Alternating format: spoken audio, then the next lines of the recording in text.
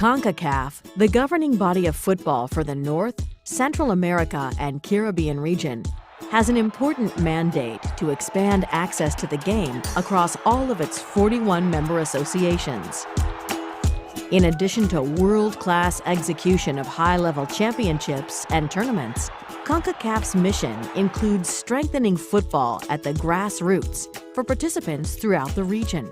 To further that mission, the Development Department has now launched the CONCACAF Next Play program, a teaching and mentoring initiative designed to provide a stimulating environment for young players.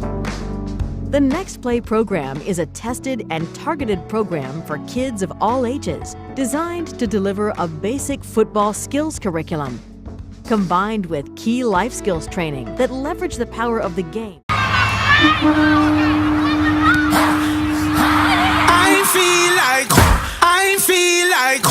I feel like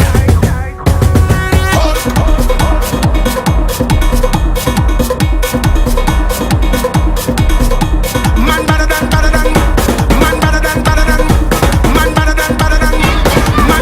Okay, so we've got CONCACAF Nations League, we've got CONCACAF League, and we've got CONCACAF Next Play.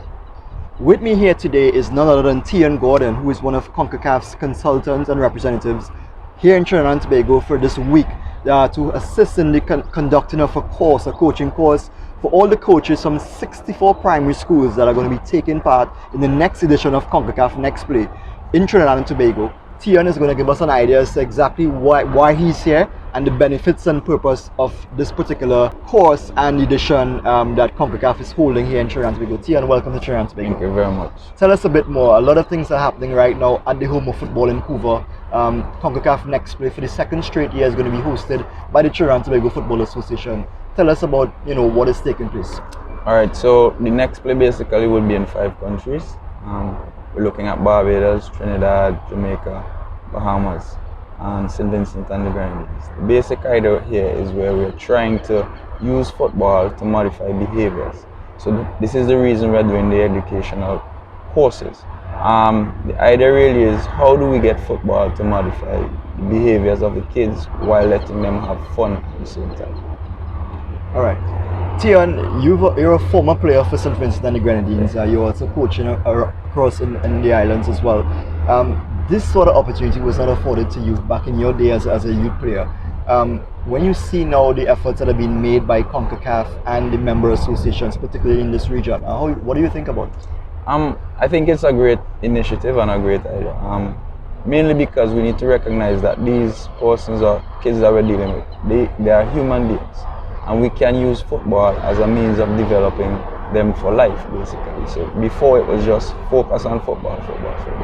Now we are giving you the platform and the methodology to teach life or the values of life through football, which could never be a negative.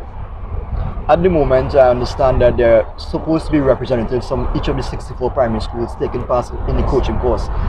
What have you sensed from them in terms of their enthusiasm to learn and develop themselves? It's a good audience. They're very receptive, they're very understanding, and I think that they're taking the information well. I honestly believe that they will implement a lot of the stuff that they have learned here. And tell us a bit more about what is to come at the end of the month. Obviously that's what all the kids are dreaming of, playing on the actual field of play. Right here at the home of football in Couva, I understand there's going to be possibly 3 fields that are going to be utilized, small-sided games over a 2-day period. That's a lot of excitement to look forward to.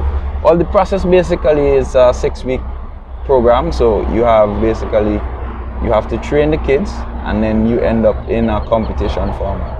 It's not the regular competition where you're allowed to play. So for example, there will be some modifications. So for example, we're trying to encourage passing out of the back, so there would be a retreat line. That's where once the keeper has the ball, the opposition team can't come into the box.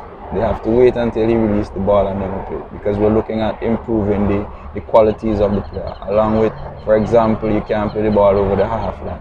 And this basically would take a 2-week format, the competition. So for us, we'll have the round round robin games, and then we have the actual competition, the finals itself. But it's over a 6-week period, basically.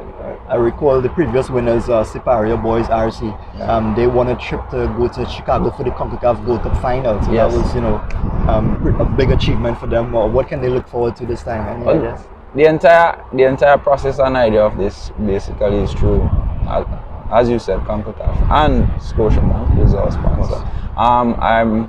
I was told that this time they are looking to actually improve the school in some form, whether it is to contribute playing area or equipment.